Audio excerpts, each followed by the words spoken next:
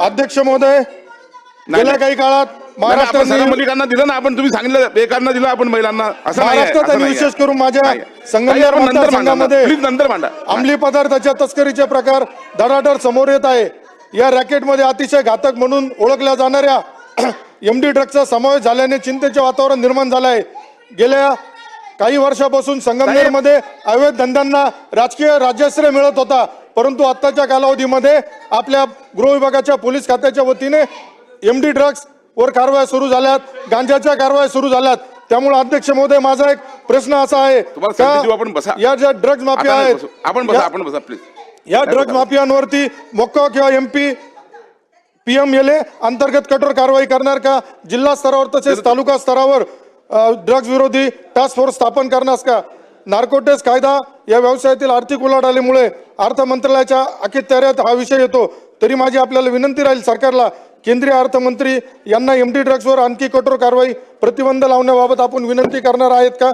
तसेच या धंद्याला जे यापूर्वीचे ड्रग्ज माफिया सापडले, यांचे यापूर्वी राजकीय संबंध सापडले, त्यांना केकच्या माध्यमातून काही आमच्या संगमनेरातील राजकीय नेते केक भरवताना सापडले। 2 दिवसापूर्वी जी गांजाची कारवाई झाली, त्या गांजाच्या कारवाईचा आरोपी सुद्धा यापूर्वीचे जे तिथले माजी आहेत त्यांच्या गाडीमध्ये फिरताना सापडलेले आहे। तर माझी या निमित्ताने आपल्याला विनंती राहील का हे जे पोलीस प्रशासनावरती सुद्धा स्थानिक काही माजी प्रतिनिधींकडून दबाव आणण्याचा प्रयत्न या ड्रग्सच्या प्रकरणी झाला होता। अध्यक्ष महोदय, प्रश्नच माझा आहे का यामध्ये हे ज्या पद्धतीने आज महाराष्ट्रामध्ये संगमनेर सारख्या ठिकाणी ड्रग्सचं प्रमाण वाढलंय, हे ड्रग्सचं प्रमाण वाढलंय, कारवाई फक्त नावापुरता न होता याच्यावरती कठोर त्यांच्यावरती कारवाई झाली पाहिजे। आज 7 आरोपी होते, त्यातले 3च जणांना अटक करण्यात आली, 4 जण अजून सुद्धा अटक झालेली नाही याबाबत। तसेच हे जे आहेत यांच्यावरती यापूर्वी सुद्धा मागच्या अधिवेशनामध्ये मी एक प्रश्न विचारला होता, आज मी मुख्यमंत्री महोदयांचं उत्तर त्याच्यात आलंय,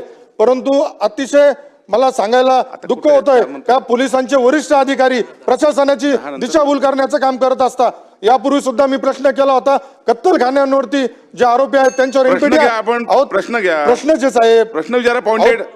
आता त्याला संदर्भ तर देऊन द्या ना, संदर्भ काय झाला? सभागृहात सांगितलं गेलं, अहो साहेब, छापलेलं खरं असतं का?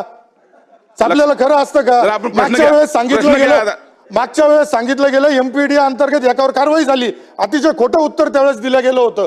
आज सुद्धा माझं म्हणणं आहे, याच्यामध्ये 7 आरोपी असताना 4 जणांना अजून अटक का झाली नाही? या कठोर कारवाई करून MD प्रकरणातील दोषींना फास्ट ट्रॅक न्यायालय त्यांच्यावरती खटला चालवणार का? NDPS कायद्यातील कलम 27A अंतर्गत पोलिसांना अधिकार देणार का? आणि हे जे आहेत यांच्यावरती जे राजश्रय यांना मिळतोय, जे राजकीय लोक यांना पाठबळ देत आहे, यांच्यावरती सुद्धा यांना तुम्ही 6 आरोपी करणार का?